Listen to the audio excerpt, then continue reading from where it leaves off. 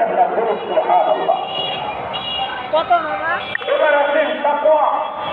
এটা কি তাকওয়া? ব্যাখ্যা কি? তাকওয়ার কি ব্যাখ্যা আছে? হযরত উমর রাদিয়াল্লাহু তাআলা আনহু, নবীর সাহাবী, মুসলমানদের বাদশাহ, দ্বিতীয় খলিফা হযরত উমর।